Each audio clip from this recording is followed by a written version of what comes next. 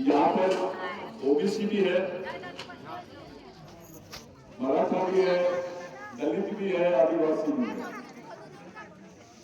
और आप सब लोग मिलकर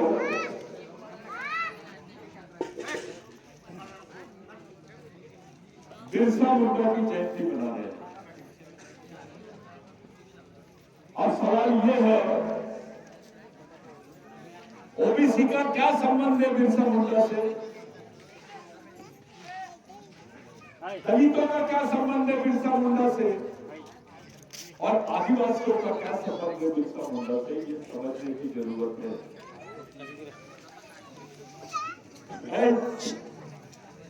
ये जितने बच्चे चिल्लाएंगे उसको बोलेंगे सुमन बस रहे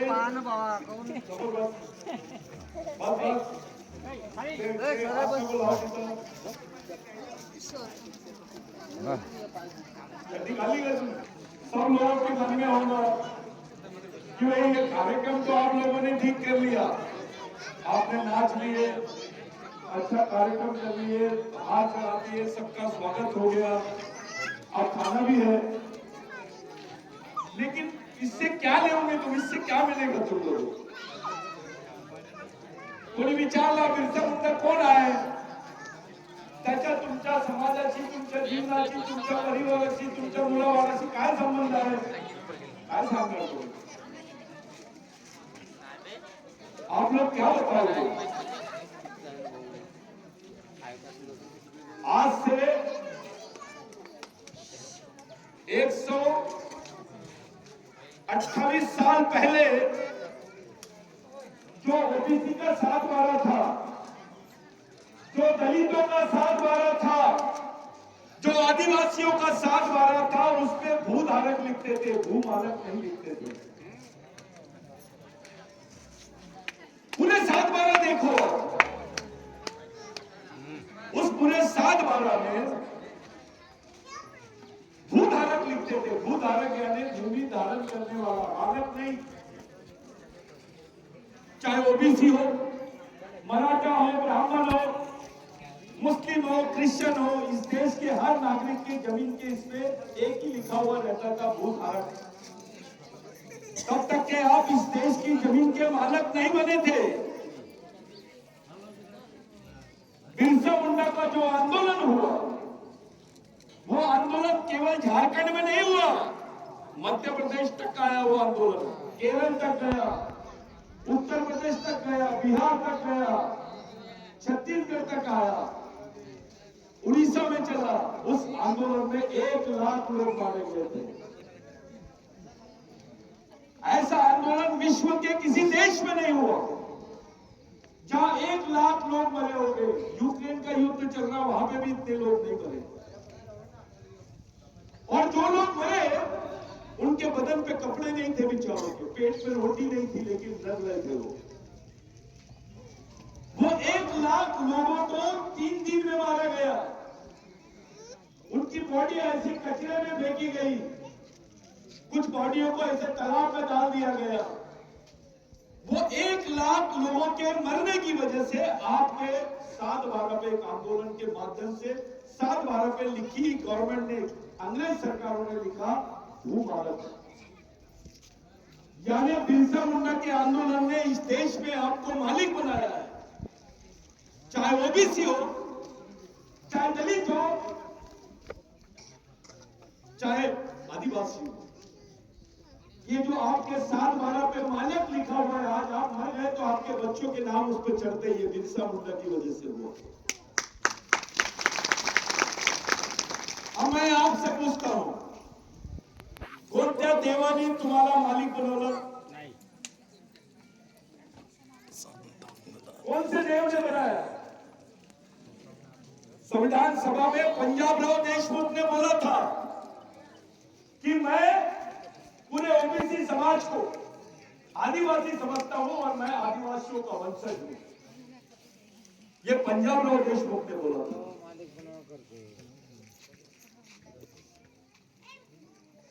ये जो लड़ाई है, ये बहुत बड़ी लड़ाई है। बिरसा मुंडा का नाम यानी जमीन, जिसकी जमीन उसका देश। अगर जमीन आपकी नहीं है तो देश भी आपका नहीं है। तो इस देश में आपको नागरिकता दिलाने वाले भगवान का नाम है बिरसा मुंडा। आप लोग ताली मत बजाना, मैं भाषण करने नहीं आया, मैं आपसे बात करने आया हूं।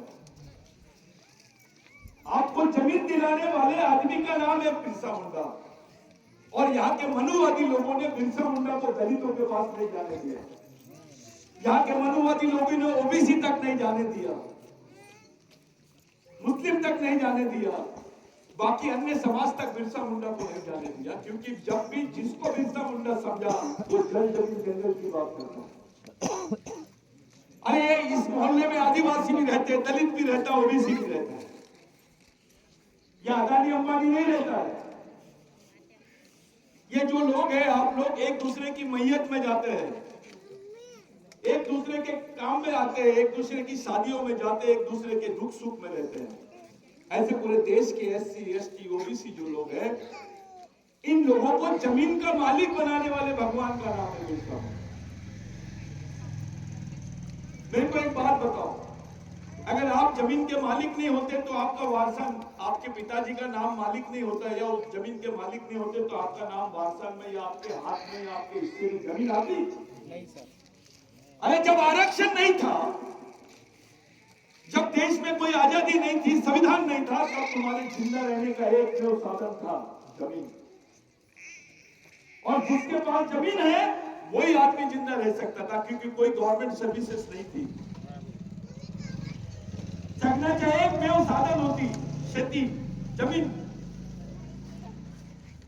और वो जमीन दिलाने वाला आंदोलन बिरसा मुंडा ने किया। इस देश को देश बनाने वाले भगवान का नाम है बिरसा मुंडा। इस देश में दो बड़े नेता हैं, एक नेता का नाम है राष्ट्रपिता महात्मा गांधी, और दूसरे नेता का नाम है परम पूज्य डॉक्टर बाबा साहब अम्बेडकर। इनके पहले नेता हुए, महात्मा फुले हुए, शाहू महाराज हुए, लेकिन इनकी जो आज ख्याति है पूरे देश में, आपको नोट पर भी गांधी जी का फोटो मिलता है। डॉक्टर बाबा साहब अम्बेडकर को लोग जानते हैं क्योंकि उन्होंने देश के संविधान को बनाया। तो ये दो लोगों का मैं संबंध बताता हूं आपको बिरसा मुंडा से क्या है। गांधी जी को बोलते थे मोहनदास करमचंद गांधी। वो एडवोकेट थे, वकील थे। वो बाहर में अंग्रेज यानी इंग्लैंड में वो पढ़ाई कर रहे थे, वहां से वापस आए भारत में। तब देश आजाद होने का था और पहला अधिवेशन हुआ कांग्रेस का रामगढ़ में, झारखंड में। जब रामगढ़ झारखंड, ये दोनों यानी बिहार और झारखंड अलग अलग नहीं थे, एक ही थे। पहले अधिवेशन में गांधी जी गए और वो गांधी जी ने जैसा अपना मंडप है, ये मंडप में ऐसा अधिवेशन चल रहा था, जैसे गांधी जी गए तो एक बोर्ड दिखा हुआ, बैनर लगा है, क्रांति सूर्य महामानव भगवान बिरसा मुंडा। तो गांधी जी ने पूछा एक आदिवासी को, ये कितने लोगों के नाम है? तो उस आदिवासी ने बताया, गांधी जी ये तो एक ही आदमी का नाम है। फिर गांधी जी ने उसको पूछा कितने साल तक जिए? तो उस आदिवासी ने बताया सिर्फ 24 साल तक जिए। फिर गांधी जी आश्चर्यचकित हो गए, क्या हो गया भाई, इतना कम उम्र में और इसको इतनी बड़ी बड़ी पदवी। फिर गांधी जी ने पूछा ये चाहते क्या थे? तो उन्होंने मुंडारी भाषा में यानी मुंडा भाषा में बोला यानी मावा नाट्य मावा राज, आमचा गावत आमचा राज। तब गांधी जी ने बोला कि इस आंदोलन की तो सबको जरूरत है, पूरे देश को जरूरत है। तब गांधी जी ने कोट और टाई उतारा, कोट पैंट पहनते थे पहले, और फिर लंगोटी पहनी और पूरे देश में भारत छोड़ो आंदोलन चलाया। यानी गांधी जी ने किससे प्रेरणा लिया? बिरसा मुंडा से। अगर बिरसा गांधी जी इस देश के राष्ट्रपिता है तो बिरसा मुंडा तो आजा होना चाहिए, क्योंकि वो आदिवासी है, गरीब है, उसके इतिहास को दबाया गया इस देश में। तो गांधी जी ने भी बिरसा मुंडा से प्रेरणा लिया। अब बाबा साहब की बात करते हैं, डॉक्टर बाबा साहब अम्बेडकर की बात। बाबा साहब भंडारा से इलेक्शन हार गए थे। भंडारा में दलितों ने, ओबीसीओ ने, आदिवासियों ने मिलकर जो आज बाबा साहब का आरक्षण खा रहे हैं, ये बेईमानों ने उसको हरा दिया था, अपने ही लोगों ने हराए। और उसको हराने के बाद बाबा साहब के पास कोई रास्ता नहीं था। बाबा साहब पहली बार पश्चिम बंगाल से लड़े, शेड्यूल कास्ट फेडरेशन से, और पश्चिम बंगाल में बाबा साहब के खिलाफ में सुभाष चंद्र बोस का भाई, छोटा भाई, कांग्रेस से इलेक्शन लड़ रहे थे। तो बाबा साहब को, बिरसा मुंडा को मानने वाले लोगों ने खुलेआम वोट किया। और बाबा साहब के विचारों में, क्योंकि बाबा साहब ने बोला था गोदावरी के आंदोलन में कि मैं जमीन के आंदोलन में बिरसा मुंडा को अपना गुरु मानता हूं। उस बाबा साहब को जीता है, जिस आदमी ने आखिरी वोट दिया उसका नाम भी बिरसा था। बाबा साहब को पश्चिम बंगाल से जीता है। बाबा साहब संविधान सभा के अध्यक्ष बने और बाबा साहब को भारत का संविधान लिखने का मौका मिला। अगर बिरसा मुंडा का आंदोलन नहीं होता तो बाबा साहब को शायद वो मौका नहीं मिलता। तो साथियों, बाबा साहब के हाथ से संविधान लिखा गया, हमको आरक्षण मिला। आज आपके बदन में कपड़े हैं, आपके हाथ में रोटी है, घर है, आपको आरक्षण मिलता है, लोग पहचानते हैं। संविधान एक कानून है, नहीं तो हम लोग सब जंगल में होते, ओबीसी रहे, दलित रहे या आदिवासी।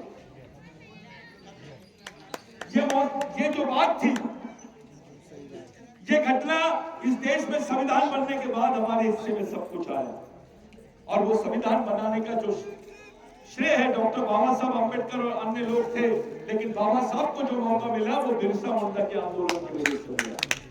तालियां बजाओ यार। तो ऐसे महामानव को आदिवासी समाज, ओबीसी समाज, दलित समाज याद कर रहा है। जिस महामानव से बाबा साहब ने प्रेरणा ली, जिस महामानव से गांधी जी ने प्रेरणा ली, जिस महामानव से आज पूरे वर्ल्ड के आदिवासी प्रेरणा ले रहे हैं, यहाँ का आदिवासी उसका नाम जानता भी नहीं। अरे जीसस क्राइस्ट को सूली पे लटकाया, अभी 25 दिसंबर आने वाला है, सूली पे लटकाया तो उसको भगवान बोला गया। लेकिन बिरसा मुंडा, टंटा भील, बाबूराव शर्मा के तुम्हारे लिए फांसी पे लटके हैं, इनको भगवान नहीं बोले हमने। आबा बाबा इसके पीछे उसके पीछे जा रहे, आराज महाराज के पीछे जाते हैं। तुम्हारे बदन पे कपड़े हैं इन लोगों के मरने की वजह से। अरे बाबा साहब को तो मालूम नहीं रहता था, उसके बच्चे मर जाते थे, 3 महीने बाद पता चलता था उनको कि उनका बच्चा मर गया।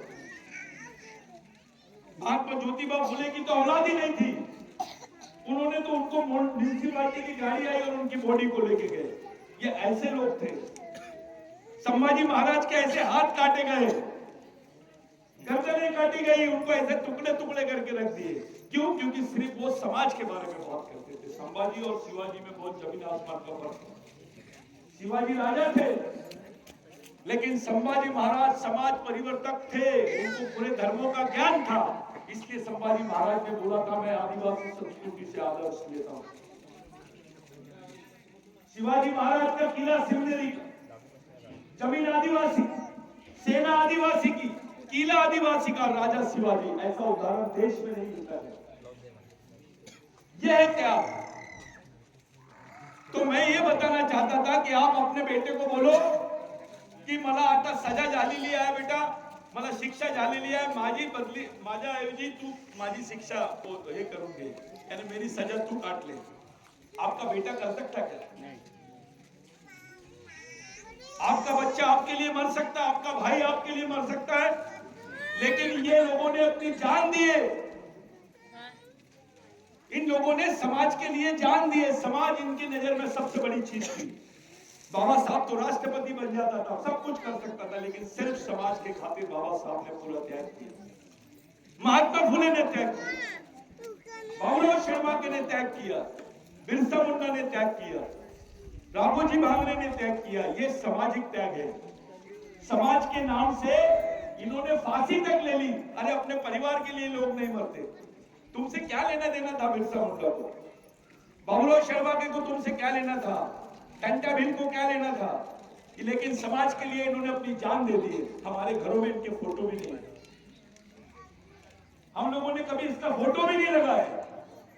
आपके बच्चे के हाथ में जो किताब है ये लोगों की वजह से, आपके बदन पे कपड़े हैं इन्हीं की वजह से है, आप जो रोटी खा रहे हो इन्हीं की वजह से खा रहे हो, आपके पास जो जमीन है इन्हीं की वजह से। तो इतनी बड़ी चीजें देने वाले आदमी भगवान से कम है क्या? नहीं सर, तरी पण आपण देवाला मानतो। हे खरे देव, जगलेले देव, दिसलेले देव, पाहिलेले देव आहेत, इनके बारे में सोचा जाए। ये जो बिरसा मुंडा का आप लोग जयंती मना रहे हैं, कोई एहसान नहीं कर रहे आप। उसकी कुर्बानी 24 साल की उम्र में लड़कों की मूंछ की कोम नहीं आती, चिड़ीमारी करते हुए लड़के खड़े रहते हैं, जींस पहन के घूमते रहते हैं, और वो 24 साल की उम्र में समाज की लड़ाई लड़ रहे थे। मामूली बात है? इतनी बड़ी लड़ाई उस पर, उसके ब्रेन पे आज रिसर्च चल रहा है कि इतना छोटी उम्र में इतना खतरनाक ब्रेन कैसा था। अरे पुलिस में महिलाओं की भर्ती तो अभी हो रही है, बिरसा मुंडा की सेना में तो तब महिलाओं ने पूरा नेतृत्व किया था। 5 साल के बच्चे से भी लेकर 60 साल का बूढ़ा तक भी बिरसा मुंडा के साथ लड़ाई लड़ रहा था। ऐसा आंदोलन विश्व में कहीं नहीं हुआ। 5 साल के बच्चा भी मरा है उसके आंदोलन में, और 60 साल की बूढ़ी भी मरी है। और वो लोग थे जिनके बदन पे कपड़े नहीं, खाने को रोटी नहीं, बेचारे भूखे प्यासे लड़ाई कर रहे थे। उन लोगों की वजह से आज हमारे बदन पे कपड़े हैं, हम पेट में खाना खा रहे हैं, बड़े गौर से बोलते हैं कि मैं आदिवासी, हम मूल निवासी हैं। अरे ये सब नहीं बोल सकते थे अगर ये लोग नहीं होते। आप लोग आदिवासी समाज के गोंड, प्रधान, कोरकू, भील, ये जितने लोग हैं ये बेईमानी होने लग गए। ये क्रांतिकारियों से बेईमानी की है, इनके विचारों से बेईमानी की है। आपका बाप मर सकता है आपके लिए? आपके किसी आदमी ने इतना बड़ा काम किया कि जिसकी वजह से आपके पास जमीन है, आपको लोग पहचानते हैं, आदिवासी बोल रहे हैं, आपको जंगल में नहीं जाना पड़ रहा। आज तुम्हारे हालत देखो कैसी हालत है। वहां पे गढ़चिरौली में जाओ, छत्तीसगढ़ में जाओ, 13 साल की लड़की के हाथ में बंदूक है, और हमारे कोई भी आदिवासी गांडू नेता नहीं पूछ रहे कि तेरे हाथ में बंदूक क्यों है बेटा, तेरे पास तो किताब होना चाहिए। कोई जाके बात नहीं करता है। ये ऐसा समाज नहीं रहता है। समाज बहुत बड़ी चीज है, समाज को बनाना पड़ेगा, समाज में निर्माण करना पड़ेगा। इथं तर आपले आपसीत भांडण चालते, हा गोंड आहे, तो प्रधान आहे, तो फलाना आहे, हे काय लावलं तुम्ही? अबे तुमच्या रक्त एक, तुमची संस्कृती एक, तर समाज पण एकच झालं पाहिजे। त्याबद्दल विचार करा। बिरसा मुंडा ने अपने लोग गाड़ते हैं आदमी को, तो उसके मनी डालते साहब, यहाँ पे एक मनी डालते, यहाँ सिक्का डालते, कपड़े रखते, उसके बाद चावल रखते। तब खाने को नहीं मिलता था तो बिरसा मुंडा रात में जगता था, जहां मैयत होती थी वो खोदता था, वहां से वो सामान उठा के लाता था, और गांव के भूखे लोगों को खिलाता था, और बच्चों जो पढ़ना चाहते थे उनको राखी बेचता था, वो बेच कर। तो बिरसा मुंडा की ये सोच थी कि अपना समाज का बच्चा पढ़ना भी चाहिए, लड़ना भी चाहिए और बनना भी चाहिए। बाबा साहब की सोचो, बाबा साहब पढ़ाई नहीं करते, अपने हिस्से में क्या था? कुछ नहीं आता। बिरसा मुंडा का एक वाक्य, तुम्ही इकडे पहा, ए ताई तुम्ही इकडे बघा, थोड़ा था। बिरसा मुंडा का एक वाक्य इतना खतरनाक है, थोड़ा देखो। उसने 16 साल की उम्र में बोला था कि समाज आर्थिक रूप से कमजोर रहेगा चलेगा, गरीब रहेगा चलेगा, लेकिन दिमाग से गरीब नहीं रहना चाहिए, विचारों से गरीब नहीं रहना चाहिए। ये बिरसा मुंडा की 16 साल की उम्र में सोच थी। उसका ब्रेन कितना स्ट्रांग होगा थोड़ा सोचो। उस वक्त बिरसा मुंडा 8th मैट्रिक थे, लोगों ने बिरसा मुंडा को बदनाम किया, जिनको कुछ नहीं आता था, लंगोटी पहनता था, अंग्रेजी बोलता था। वो देश में पहला आदमी था जिसने सवाल पूछा था अंग्रेजों से कि who are you to collect revenue from us because we are the indigenous and owner of this land. यानी हम इस जमीन के मालिक हैं, आप हमसे क्या बोलते टैक्स देने वाले होते कौन है? ये पहला डॉक्यूमेंट लिखने वाला देश का पहला आदमी है बिरसा मुंडा। मामूली आदमी नहीं था बिरसा मुंडा। ऐसी बाबा साहब ने उसको नहीं माना था।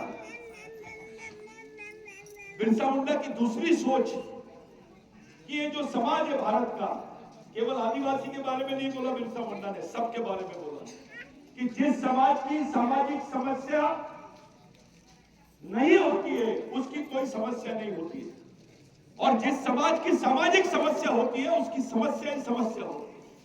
अपन जातिवाद के नाम से बटे हुए हैं, पार्टी के नाम से बटे हैं, क्षेत्र के नाम से बटे हैं, पूंजी के नाम से बटे, संगठन के नाम से बटे हैं। हमारी लड़ाई एक है, तकलीफ एक है, हमारा दुख एक जैसा है, शोषण एक जैसा है, तो विचारधारा भी एक जैसी होनी चाहिए। लेकिन हमारी विचारधारा अलग अलग है। अरे बाबा साहब तो दलित है, बिरसा मुंडा तो आदिवासींचा है, शिवाजी महाराज तो मराठांचा है, महात्मा फुले ओबीसींचा है। ये जो नपुंसक भाषा है, ये गांडूगिरी की जो भाषा लोग करते हैं, उनसे सावधान रहो। शहीदों की कोई जात नहीं होती, विचारों की कोई जात नहीं होती। विचार तो विचार होते हैं। आप मर भी गए तो आपके विचार जिंदा है। अरे बिरसा मुंडा 150 साल पहले पैदा हुआ था, वो तो गुजर गया 125 साल पहले।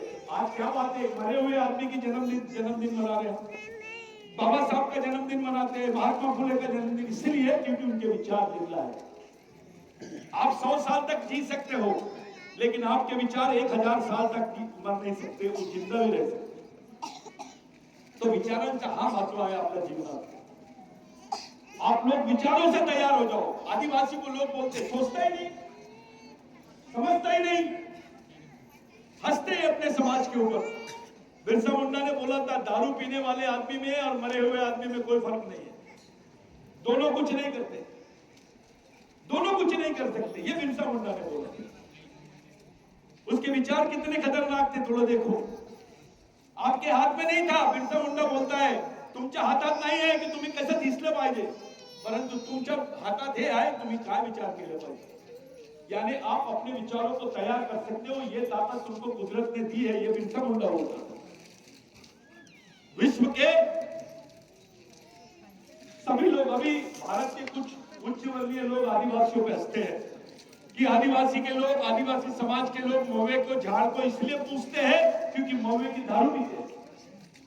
ऐसा बोलते हैं और हंसते हैं आदिवासी, लेकिन ऐसा नहीं है।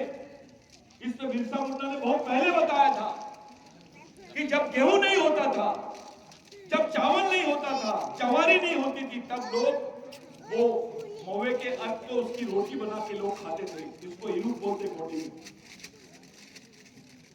वो खाते थे। इसलिए महुए के झाड़ को अपना आदिवासी पेन मानता है, उसको देव मानता है। ये आदिवासी संस्कृति की खासियत है। सब धर्मों के लोग सुअर को अछूत जानवर बोलते हैं, गोंडी में पति बोलते हैं। अरे पति इन दोनों में गोंडी में पति बोलते हैं ना सुअर, वो सुअर को अछूत जानवर बोलते हैं लोग। लेकिन आदिवासी संस्कृति में, यहाँ के मूल निवासियों की संस्कृति में क्या महत्व है? मैं आपको बताना चाहता हूँ, मैं देश में पहला आदमी हूँ जो इनसे पूछ रहा हूँ कि 1820 के पहले ओबीसी काय में आता था, 1820 के पहले दलित काय में आता था, ये बताओ। 1820 के पहले इनको बैकवर्ड आदिवासी बोलते थे, बैकवर्ड ट्राइब, ओबीसी को भी और दलितों को भी, क्योंकि इनको मालूम है इनका डीएनए एक है, ये आदिवासियों के ही वंशज है, चाहे ओबीसी हो या सब कुछ हो। तो मेरे साथियों, मैं ये बताना चाह रहा था कि जो सुअर प्राणी है, एक बार ऐसा हुआ था, तूफान आ रहा था और सब लोग इधर उधर भाग रहे थे तूफान से। अभी राम मंदिर आया, पहले सबसे फेमस मंदिर जगन्नाथ का मंदिर था। तो भगवान बिरसा मुंडा वहां खड़े थे, पानी आ रहा था, हवा तूफान सब भाग रहे थे इधर उधर। बिरसा मुंडा ने देखा कि सुअर और सुअर के कुछ बच्चे ये ठुकर रहे हैं, ये तो मर जाएंगे। बिरसा मुंडा ने क्या किया, भैया थोड़ा चुपचाप रहो, थोड़ा शांत रहो दादा, नहीं तो तू भाषण करो, मैं बैठता हूं। तो जब ये इतना तूफान आ रहा था, बिरसा मुंडा को लगा कि मर जाएगा, तो बिरसा मुंडा ने जगन्नाथ के मंदिर का ताला तोड़ दिया और वो सुअर और सुअर के बच्चों को अंदर घुसा दिया और बोला बंद कर दिया ताला। पूरा हंगामा हो गया, पूरे पंडे एक जगह आ गए, अरे भगवान को अपवित्र कर दिया बिरसा मुंडा ने, अब बिरसा मुंडा को सजा मिलना चाहिए, इन्होंने तो सुअर को डाल दिया। वो जगन्नाथ के मंदिर में सुअर को डाल दिया बिरसा मुंडा ने, इसको अब सजा मिलनी चाहिए। सुबह हो जाती, पूरे पंडित खड़े हो जाते, बिरसा मुंडा को बोलते तूने अपवित्र किया है जगन्नाथ को, क्योंकि तूने सुअर और सुअर के बच्चे डाल दिया। तो बिरसा मुंडा बोलता है ठीक है, अगर मैं गलत होगा तो मेरे को सजा देना, लेकिन मेरे कुछ सवालों का जवाब दो। बिरसा मुंडा ने पहला सवाल पूछा पंडों से, ये सूरज को किसने बनाया? इकडे बघा तुम्हें, ये सूरज को किसने बनाया? तो पंडे ने बोला ऊपर वाले। फिर बिरसा मुंडा ने पूछा ये झाड़ को किसने बनाया? तो पंडे ने बोला ऊपर वाले ने। फिर बिरसा मुंडा ने पूछा तेर को किसने बनाया? तो पंडे ने बोला ऊपर वाले ने। फिर बिरसा मुंडा ने पूछा ये सुअर को किसने बनाया? तो पंडे ने बोला ऊपर वाले ने। तो बिरसा मुंडा ने बोला अबे एक ही कारखाने का तो माल है, इसका गोडाउन अलग कैसे हो सकता? ये सोच थी बिरसा मुंडा की। ये ऐसे विचारों के आप लोग मानने वाले हैं, ऐसे विचारों का वारसा है अपने। आप लोग बहुत खतरनाक काम हो रहा है अभी। अब आदिवासियों का आरक्षण नहीं रहा, दलितों का आरक्षण नहीं रहा, ओबीसी का कोई आरक्षण नहीं रहा साहब। अभी व्यापारी के पास माल है, लेकिन जो किसान है वो आत्महत्या कर रहा है, जो उगा रहा है। ये लड़की को बोरे में डालो, चुप रहा है, तो लेके जाओ।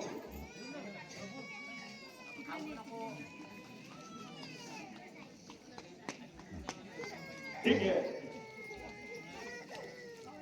आज के तारीख में हमारा एक लक्ष्य दिया कि हम लोग क्या देख रहे हैं कि किसान जो खाना उगाता है, जो अनाज उगाता है, वो बेचारा भूख से रहता है, भूखा रहता है और वो आत्महत्या कर रहा है। और जो बेच रहा है वो जम के नोट कमा रहा है, व्यापारी नोट कमा रहा है। ये वास्तु स्थिति है। आपका आरक्षण खत्म हो जाएगा साहब। अगर आपका आरक्षण खत्म हो गया, आपके पास जमीन रहेगी, गवर्नमेंट आपकी जमीन छीन लेंगे अभी, क्योंकि गवर्नमेंट कॉन्ट्रैक्ट फार्मिंग की बात कर रहे हैं लोग। यानी आपके साथ में गवर्नमेंट का कॉन्ट्रैक्ट रहेगा, आप लोग जो अनाज देंगे वो अपने दाम पे गवर्नमेंट खरीदेगी, आपके दाम पे नहीं। अब तुम्हारे बच्चों को नौकरी नहीं रहेगी, जमीन नहीं रहेगी तुम्हारे पास में, तुम्हारे बच्चे क्या करते हैं? आधे से ज्यादा गड्ढे खोदने का काम कौन करता है? 100 में 25 दलित रहते, 25 ओबीसी रहते और 50% आदिवासी लोग रहते जो गड्ढे खोदने का काम करते। अब क्या हो रहा है? गड्ढे खोदने की भी मशीन आ गई है, वो भी काम तुमको नहीं मिलेगा, आपको नौकरी नहीं मिलेगी, आपके पास जमीन नहीं रहेगी, आपको काम नहीं मिलेगा, जिंदा कैसे रहोगे तुम? कसं जीवन राहणार तुम्ही? तुमच्याकडे काम नाही राहणार, जमीन नाही तुमच्याकडे, शेती नाही, नोकऱ्या नाही, आरक्षण नाही, जे तुम्ही शेती ते मजदुराचं काम करता, मजुराचं काम करता तुम्ही, ते काम तुम्हाला भेटणार नाही। काय कसं जगणार तुम्ही लोक? कसं तुमचं अस्तित्व राहणार? याबद्दल विचार करा, इसके बारे में सोचो। मैं आदिवासी गांव में घूमता हूं, इकडे बघा तुम्ही, मी सरळ बिरसा मुंडाची शपथ खाऊन बोलतो, बाबासाहेबांची शपथ खाऊन बोलतो, मैं जे सांगत हूं हे सत्य है।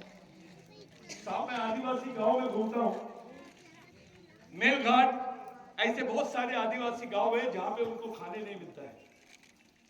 उसको कुपोषण बोलते हैं ये लोग अच्छे शब्दों में, लेकिन वो कुपोषण नहीं, भूखमरी है। तो जिस गांव में खाना नहीं मिलता, इसलिए नहीं मिलता क्योंकि उनके यहाँ काम नहीं रहता, उनको रोजगार नहीं रहता। तो जिस गांव में कुपोषण है, मैं वहां से जब जाता हूं तो बड़े बड़े इतवार के दिन बोर्ड लगे रहते हैं, उसको बोलते हैं रक्तदान शिविर। साला मैं गया और मैंने पूछा, भैया यहाँ तो कुपोषण है, ये गांव में खाने को नहीं है लोगों को, ये रक्तदान शिविर क्या है? तो वो बोले, भाऊ यहाँ के जो आदिवासी लोग हैं ये 800 रुपए में अपना खून बेचते हैं और खून बेच के राशन लेने जाते हैं। भाऊ महीने में नहीं, हर 2 महीने में ये लोग ब्लड देते हैं, यानी खून बेचने, वो खाना खाने के लिए। डॉक्टर का म्हणतो जेवण करणार तो तुमचा रक्त बनणार, परंतु सरकार का म्हणते जेवण पाहिजे असेल तर रक्त द्यावं लागेल तुम्हाला, तुमको खून देना पड़ेगा। ऐसी अवस्था दूसरे समाज की नहीं है। आदिवासी लोग अपने बच्चों को बेच रहे हैं। हमारे कुछ गद्दार नेता लोग ऐसे हैं कि वो इस पर बात नहीं कर रहे हैं। आदिवासी लोग अभी आश्रम स्कूल में आदिवासियों के बच्चे जाते हैं, बच्चा मर जाता है, 40,000 का चेक आता है कि तुम्हारा बच्चा मर गया, 40,000 ले जाओ। इसका मतलब यह होता है कि आदिवासी बच्चों की जान की कीमत 40,000। साला ईद का बकरा 1 लाख रुपए का बिकता है। तो भी हमारे समाज के जो नपुंसक नेता है कुछ नहीं बोलते इस बारे में। मैं सालों से बोलते हुए आ रहा हूं, नेताओं के ऊपर विश्वास मत करो, अपने समाज की ताकत खड़ी करो। समाज ने बोल दिया नेता को बैठ तो सो जाना चाहिए, इतना दबाव होना चाहिए समाज का, क्योंकि समाज पहले है, पार्टी बाद में। नेता पहले नहीं है, समाज है तो सब कुछ है, समाज नहीं है तो कुछ भी नहीं है। अगर आप दलित नहीं होते तो तुमको आरक्षण नहीं होता, कुछ नहीं होता। तुम्हारा अगर सामाजिक वजूद नहीं होता तो तुमको आरक्षण नहीं मिलता, तुम्हारा जीवन ही नहीं रहता है।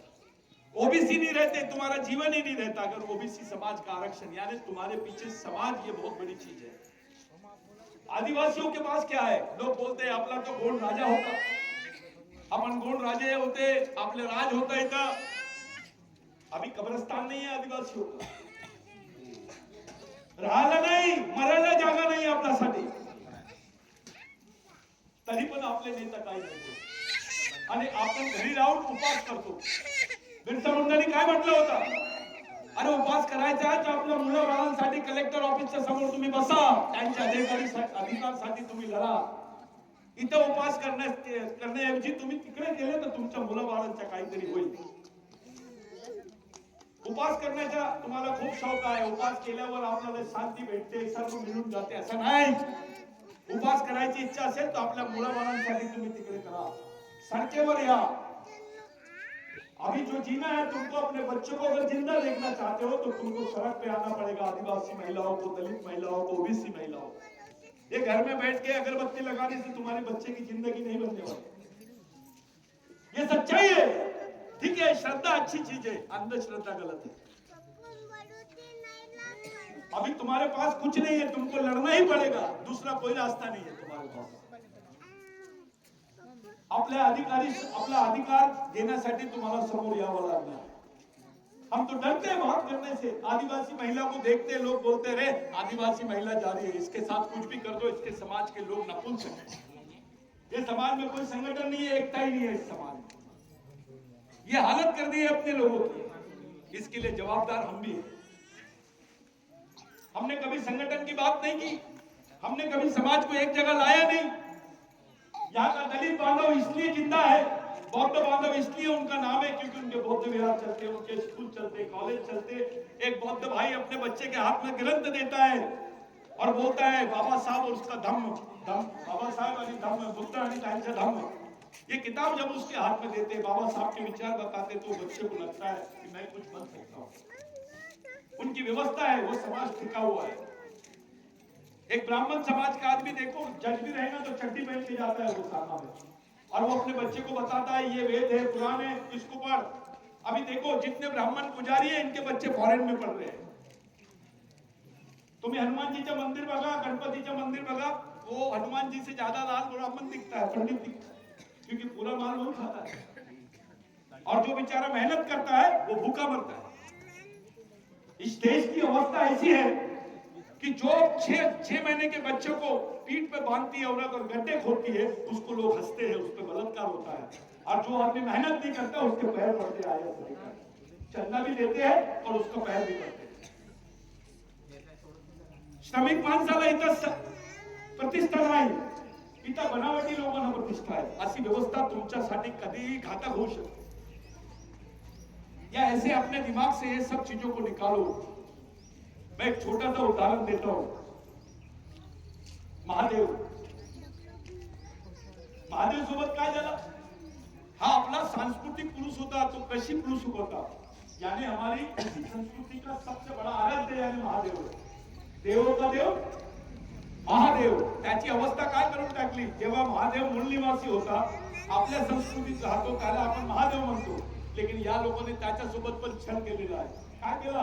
ब्रह्मा, विष्णू आणि जो पहिल्या नंबरचा देव होता त्याला तिसऱ्या नंबरचा करून टाकला। तुम्ही कोणती घेतची मुली आहे? तुमच्यासोबत काय होऊ शकतो? विचार करा याबाबत। या देशात बिरसा मुंडा ने म्हटला होता, इस देश में भगवान के बाप का नाम ब्राह्मण है। भगवान ब्राह्मण की सुनता है और मैं ऐसे भगवान को नहीं मानता हूं जो ब्राह्मण की सुनता है। मैं ऐसे भगवान को ब्राह्मणों के घर का कुत्ता समझता हूं। ये बिरसा मुंडा ने बोला, इतने क्रांतिकारी विचार थे उसके, इतनी अलग टाइप की सोच थी। मैं बिरसा मुंडा का एक उदाहरण देता हूं। इस देश में अभी सबसे ज्वलंत उदाहरण दे रहा हूं। गौ माता बहुत चल रहा है। अभी गढ़चिरौली के पास में या सिवनी के पास में दो आदिवासियों को सिर्फ इसलिए मारे क्योंकि उनके पास गाय का मटन था। बेचारों की ताकत नहीं थी, उनके पास मटन खरीदने के लिए पैसे नहीं थे। अपने घर में मेहमान आए तो गाय का मटन। आदिवासी तो सुअर भी खाता है, गाय भी खाता है, कुछ भी खाता है, समय आए तो आदमी को भी खाता है। ये आदिवासी की ताकत है। तो वो दो लोगों को मार दिए, केवल उनके पास गाय का मटन मिला गया। एक बिरसा मुंडा का वचन था, तब बोलते थे कि गाय हमारी माता है। तो बिरसा मुंडा ने पूछा पूरे देश के लोगों से, अगर गाय हमारी माँ है, गाय हमारी माता है, तो भैंस का दूध किधर जाता है? देखो बिरसा मुंडा ने काय म्हटलं, गाय हमारी माता है तो भैंस का दूध किधर जाता है? अबे गाय माँ है तो भैंस बड़ी माँ है, क्योंकि वो काली है, करके तो उसको माँ नहीं बोल रहा है। माँ तो माँ होती है, चाहे गोरी रहे या काली। फिर बिरसा मुंडा ने दूसरा सवाल पूछा, दुनिया में जब तुम माँ बोली दी है तो अपनी माँ के दूध का व्यवसाय कर सकते हैं? तो कोई अपनी माँ के दूध का व्यवसाय कर सकता है? नहीं सर। ये बात बिरसा मुंडा ने सामने लाई। ये ताकत है उसके विचारों में। सोचो थोड़ा, कोई हम गाय को माँ बोल रहे तो उसकी माँ का दूध पी रहे हैं हम, ठीक है, बेचते भी है ना। तो इस देश की गरीबी यहां तक है, आदिवासी बेचारे खून बेच रहे हैं, अपने बच्चों को बेच रहे हैं, अपनी जमीनें बेच रहे हैं। ये हालत हो गई है बड़े बड़े शहरों में। मैं ऐसा बात नहीं बोलना चाहिए यहाँ पर, लेकिन कांग्रेस एक बात बता रहा हूं आपको। इकडे बघा तुम्ही, मी खरं बोलतो, तुम्हाला कोणत्याही टीव्ही मध्ये दिसणार नाही। हा बॉम्बे, पुणे, बैंगलोर, दिल्ली, ऐसे जगह में बड़े बड़े घर में जो लोग रहते हैं, वहां की औरतें अपने बच्चों को अपना दूध नहीं पिलाती। वो इसलिए नहीं पिलाती क्योंकि अपना फिगर खराब हो जाएगा। तो वहां पे जो गरीब आदिवासी महिला है, अपना दूध लेती है, बोतल में बेचती है और अपने बच्चों को पालती है। सही बात। ये देश में हो रहा है। ये ताली बजाने की बात नहीं, अफसोस की बात है, लेकिन रियलिटी है। ऐसा आदिवासियों के साथ में हो रहा है। तो हम ऐसी परिस्थिति से गुजर रहे हैं। दलित को लगता है भाई आदिवासी मर रहा है ना, मेरा नंबर नहीं है। ओबीसी बोलता है आपला नंबर नाही आहे, पण त्याला माहित नाही तो प्रतीक्षा सूचीमध्ये आहे, वेटिंग लिस्ट में। आदिवासी भग भग के मरेंगे, ये घस घस के मरेंगे, थोड़ा लेट मारेंगे तुमको, लेकिन मारेंगे जरूर। अभी आदिवासियों को क्या बोल रहे हैं? वनवासी बोल रहे हैं। क्या बोल रहे हैं? वनवासी। अरे जंगल में तो शेर भी रहता है, चीता भी रहता है और आदिवासी भी रहता है। किसको बोल रहे हो तुम? ये प्राणीवाचक शब्द है, मानववाचक शब्द नहीं। पहले तुमको मूल निवासी बोलते थे, बाद में आदिवासी बोलने लग गए, अब वनवासी बोल रहे हैं, 5 साल बाद स्वर्गवासी बोल रहे हैं। ये आदिवासियों को खत्म करने का षड्यंत्र है। इसलिए अपने लड़के, अपनी लड़कियां तैयार हो जाओ। अपने लड़कों के दिमाग में ये फालतू बना छोड़ो, शाहरुख खान, आमिर खान, गरीब खान, इससे बाहर आओ। अपने विचारों को तगड़ा करो, अपनी सामाजिक ताकत को खड़ी करो, अपने आप को संभालो, अपनी रोजी रोटी, पढ़ाई लिखाई, इन सब चीजों से अपने आप को जोड़ के रखो। एक भाई ने, एक आदिवासी भाई, एक दलित भाई, एक ओबीसी भाई ने कम से कम रोज 600 रुपए कमाना चाहिए अगर तुम अपने बच्चों को अच्छी पढ़ाई करना चाहते हो। त्याच्याबद्दल विचार करा तुम्ही की 600 रुपये रोज तुम्ही कसे कमवणार। आदमी के पास पैसा आएगा तो वो दारू की दुकान में जाएगा, लेकिन औरत के पास पैसा आएगा तो किराने की दुकान में जाते हो, अपने बाल बच्चों को बढ़ा सकती है। इसलिए जिस बच्चे की मां होशियार, वो बच्चे का भविष्य सुरक्षित है। बिरसा मुंडा ने बोला कि जिस बच्चे की मां होशियार, जागरूक, वही बच्चा जिंदा रह सकता है, उसी बच्चे का भविष्य अच्छा बन सकता है। ये कर्मकांड और ये बाकी सब से निकल के अपने बच्चों को पढ़ाओ। एक रोटी कम गई, एक कपड़ा कम गया चलेगा, लेकिन एक किताब कम नहीं होनी चाहिए। आज के दिन तुम लोगों ने बहुत सुंदर कार्यक्रम किया है, बहुत देर से तुम लोग बैठे हैं। मेरे को आदत है, मैं बहुत बोलता हूँ, तुम लोग बोर हो जाएंगे। उससे बेहतर है कि मैं कम बोलूं, लेकिन जहां जितने लड़कियां, पढ़ी लिखी लड़कियां हैं, 12वीं ग्रेजुएशन ऐसे करने वाले हो, इंजीनियरिंग करने वाले बच्चे हैं, इनको कैडेट्स में लाओ, प्रशिक्षण शिविर में लाओ, चाहे ओबीसी हो, एससी हो, कोई भी हो, उसका ब्रेन तैयार करो। वो इस लायक बन जाए कि उसके लिए अच्छा बुरा क्या है, उसका दोस्त कौन है, दुश्मन कौन है, ये मालूम होना चाहिए। और यही सामाजिक मिशन हम लोग बिरसा ब्रिगेड के माध्यम से चला रहे हैं। आप दिमाग से निकाल दो कि बिरसा ब्रिगेड में केवल आदिवासी है, गलत। बिरसा ब्रिगेड में मुसलमान भी है, दलित भी है, ओबीसी भी है, मराठा भी है। और बिरसा ब्रिगेड की विचारधारा जो है, हमारे शहीदों की विचारधारा है, महामानव की विचारधारा है। चाहे बाबा साहब की विचारधारा हो, भगवान संभाजी महाराज की विचारधारा हो, महात्मा फुले की विचारधारा हो, साहू महाराज की विचारधारा हो, बाबा साहब की विचारधारा हो, टंटा भिल की विचारधारा हो, बाबूराव शर्मा के, रामूजी भांगरे, ये जो क्रांतिकारी लोग हैं, इनके विचारों से हम लोग, समाज नेताओं के विचारों से नहीं बचेगा, समाज के शहीदों के विचारों से ही बच सकता है, क्योंकि इन्होंने सिखाया हमको समाज।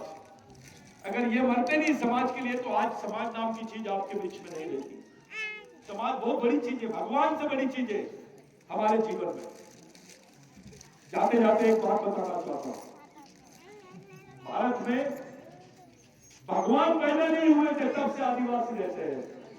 आदिवासी यहाँ का मूल मालिक है, यहाँ का एससी, ओबीसी है, उसके वंशज है, उसी वंश के लोग हैं, एक ही वंश के लोग हैं, एक ही डीएनए के लोग हैं। मैं नहीं बोल रहा हूं, ये साइंस बोल रहा है। चाहे दलितों का, ओबीसी का, आदिवासियों का डीएनए देख लो, ये एक ही डीएनए के लोग, एक ही रक्ता के लोग हैं। आने वाले समय में रोजगार, जमीन, अपने बच्चों का शिक्षण, ये बहुत महंगा हो गया अभी। आप लोगों को बहुत तकलीफ होने वाली है। जिसका बच्चा इंजीनियरिंग कर रहा है, उसको मालूम नहीं कि उसके बच्चे को नौकरी मिलेगी कि नहीं मिलेगी। जिसका बच्चा डॉक्टर बन रहा है, उसको मालूम नहीं कि मेरे बच्चे को नौकरी मिलेगी कि नहीं मिलेगी। ऐसी परिस्थिति आपके सामने खड़ी है। इस देश में एक सर्वे हुआ था, सबसे ज्यादा गरीब कौन, तो उड़ीसा के कालाहांडी गांव में सबसे ज्यादा गरीब एक आदिवासी मिला, जो रोज 4 आने कमाता है। कितने? 4 आने। 4 आने में कैडबरी चॉकलेट नहीं आती, रोटी कहां से आएगी, वो कैसे जिंदा रहेगा? इस बारे में बात करने की जरूरत है। इस बारे में ना सरकार सोच रही है, ना कोई सोच रहा है। हमने सोचना चाहिए अपने बाल बच्चों के बारे में, अपने समाज के बारे में, जैसा इन्होंने सोचे हैं। इनके साथ बेईमानी मत करो। ये जिंदा है, बिरसा मुंडा मरा नहीं, उसकी विचारधारा आज भी जिंदा है। बाबा साहब नहीं मरा, उसकी विचारधारा जिंदा है। महात्मा फुले नहीं मरा, संभाजी महाराज नहीं मरा, वो जिंदे हैं, उनकी विचारधारा जिंदी है। उनके साथ ईमानदारी करो। अगर जिंदा रहना है, आने वाली पीढ़ी को जिंदा रखना है, तो अपने बाल बच्चों को जिंदा रखने की तैयारी करो। और ये सब काम महिलाएं ज्यादा कर सकती है। एक आखिरी शब्द मैं बोल के जा रहा हूं। बिरसा मुंडा ने क्या मतलब होता? 100 साल पहले यानी बिरसा मुंडा ने बता दिया था ये बात, जिसको बाबा साहब ने लंदन में कोट किया था कि ये हमारी आखिरी पीढ़ी द्वारा आखिरी पीढ़ी को बचाने के लिए लड़े जाने वाली आखिरी लड़ाई है, और इसको हमको किसी भी हालात में जीतना है। इसके बाद हम लोग खत्म हो जाएंगे। सबसे ज्यादा संघर्ष आदिवासियों के जीवन में, उससे ज्यादा तकलीफ वाला संघर्ष दलितों के, उससे ज्यादा तकलीफ वाला जीवन ओबीसीओ के जीवन में है। हम तमाम लोगों से एक ही हमारी चुनौती है। इस चुनौती को, इस सामाजिक चुनौती को हम लोग समझो। इन महापुरुषों के विचारों को अगर मानना है तो इनके साथ बेईमानी मत करो, इनके विचारों को मानो। ये अगरबत्ती वाले लोग नहीं है, ये विचार वाले लोग। इसको इनके विचारधारा अपने बच्चों के दिमाग में डालो। ये माँ का काम है, बाप का काम है कि मेरे बच्चे ने क्या पढ़ना चाहिए, कैसे पढ़ना चाहिए।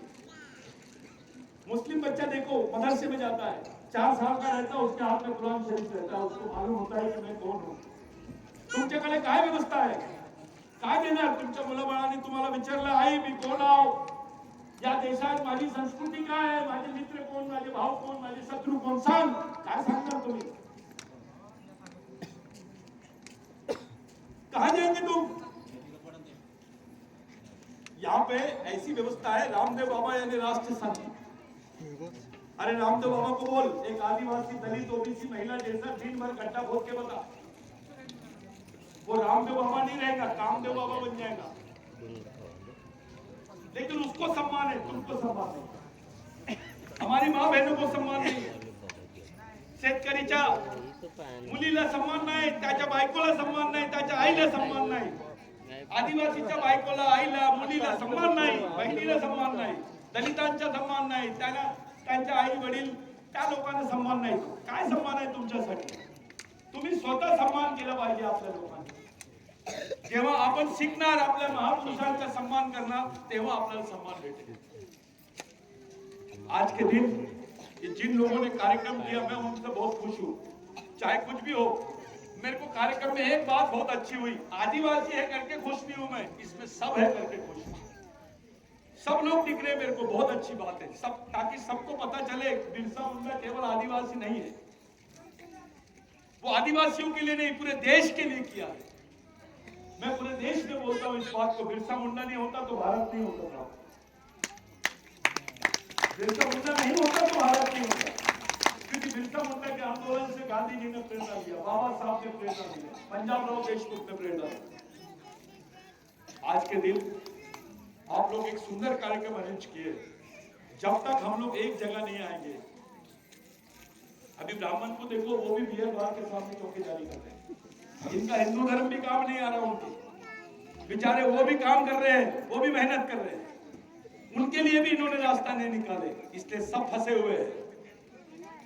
इस पूंजीवादी व्यवस्था से तुमको अगर निकलना है, ये इस देश में अंबानी की ज्यादा चिंता है, अदानी की ज्यादा चिंता है, तुमची काय चिंता विंता नाही। तुम्हाला मानव मानण्यासाठी हे लोक तयार नाही। तो माणूस आहे, त्याच्या नावामुळे ते पार्लमेंटला त्याच्याविषयी येतो, परंतु इथच्या गरिबांचे, इथच्या शेतकऱ्यांचे प्रश्न नाही। आप लोग समझदारी से अपनी संस्कृति, अपने समाज, अपने अधिकार, अपना जीवन और अपनी आने वाली पीढ़ी के जीवन के बारे में सोचो। अगर ये तुम नहीं सोचेंगे तो कोणी तुमच्याबद्दल विचार करणार नाही, कोणाला तुमची गरज नाही। तुमच्या मुलाबाळांना असे कुत्र्यासारखे हे लोक सोडून देणार, जानवरासारखे जीवन त्यांना भेटणार आहे। मैं इसलिए बिठाया इनको कि आप लोग इनके माँ बाप है। मैं आखिरी बार ये बता के जा रहा हूं कि ये बच्चे जो बैठे हैं, इनका जीवन कैसे सुरक्षित रहेगा। अगर तुम नहीं सोचेंगे तो क्या भगवान सोचेगा? क्या बड़ा देव सोचेगा, खडा देव सोचेगा, आडा देव सोचेगा? या मुलांचे खरे देव म्हणजे त्यांचे आई वडील, म्हणून मी या लोकांना तुमच्या समोर ठेवलं. यांच्या भविष्याबद्दल काय पंडित विचार करणार का, कि प्रधानमंत्री विचार करणार? तुम्हाला विचार करायचा है. मेरे को कुछ लोग इंटरव्यू में मिले उस दिन दिल्ली में, उन लोग बोले सतीश पेंदाम जी इस देश की राष्ट्रपति आदिवासी है, राष्ट्रपति आदिवासी है. मैंने उनसे बोला, वो आज तक के और बाकी लोग थे, मेरी न्यूज दिए नहीं दिए मेरे को नहीं मालूम. इस देश में मणिपुर की घटना हुई साहब, आदिवासी लड़कियों को नंगा लेके गए, नंगा वीडियो बनाया उसका, और सड़क पे ले जाके उनको शूट कर दिए, मार दिए. पूरे देश ने देखा. तुम्हारी राष्ट्रपति है आदिवासियों की, एक शब्द नहीं बोली राष्ट्रपति ने इसके बारे में. आदिवासी राष्ट्रपति है वो, फिर भी नहीं बोल रही.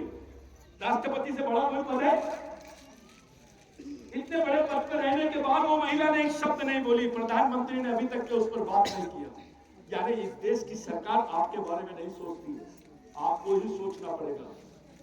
आपको ही अपने समाज के बारे में, जो बच्चों को मारा गया वैसी हालत इन बच्चों की नहीं होनी चाहिए. जर तुम्हाला वाटत असेल की जी घटना झाली आपल्या मुलाबाळांसोबत ती झाली नाही पाहिजे, तुमच्याकडे पर्याय काय आहे? तुम्हाला जागरूक व्हावं लागेल, तुम्हाला सामाजिक एकता दर्शवावी लागेल, एक एकता बनवावी लागेल, आपल्याला स्वतःला मजबूत करावं लागेल. त्यांच्या भविष्यासाठी तुम्हाला जगना, यानी उनके लिए, उनके अधिकारों के लिए रास्ते पे आना पड़ेगा. समय आया तो जेल भी जाने की तैयारी करना पड़ेगा. आज के दिन बिरसा मुंडा की विचारधारा को लेकर जो तुम लोगों ने कार्यक्रम किए, वो सरपंच साहब 25 साल से है. मैं सलाम करता हूं उनको, जोरदार तालियों से स्वागत करो. बहुत अच्छा काम कर रहे हैं. और इन लोगों ने यहाँ पे दलित, आदिवासी भाई, ओबीसी भाई और अन्य भाई, ब्राह्मण भाई भी होगा तो वो भी मैं सबको सैल्यूट करता हूँ. बिरसा मुंडा की तरफ से, बिरसा ब्रिगेड की तरफ से आप लोगों को ये करता हूँ, संगठन में आओ. नए नए लड़के इधर उधर भागने के बजाय संगठन से जुड़ो, लड़कियों को संगठन से जुड़ो. ये बिरसा ब्रिगेड में कलेक्टर भी काम करता है, पुलिस कमिश्नर भी काम करता है, मंत्री भी चक्कर उठाता है, ऑफिसर, डॉक्टर, इंजीनियर वो भी काम करते हैं. मैं भी खुद एक समय मैं इंजिनियर था, मैं एमएससीबी में था, मैं एमएससीबी मध्ये मी इंजिनियर होतो. अंगात आंबेडकर आला, बिरसा मुंडा आला, नौकरी सोडली, लग्नही नाही केलं. पूर्ण देशभरात ही मुवमेंट आम्ही उभं केलं. पूर्वी कोणी विचारत नव्हता, कोणी सर्व लोक हसत होते आम्हाला. हा प्रोग्राम साहेब आहेत, आमचे पूर्ण साथी लोक आहेत, येरमे साहेब पण आहेत. हमारा हसत होते लोग, कोटून आना बिरसा मुंडा. लेकिन उस समय से लेकर आज तक 24 साल में बिरसा मुंडा को आज देश के कोने कोने में जानते हैं. देश का प्रधानमंत्री भी मजबूर हो गया बिरसा मुंडा का नाम लेने के. आज देश के 18 राज्यों में बिरसा ब्रिगेड की शाखा है.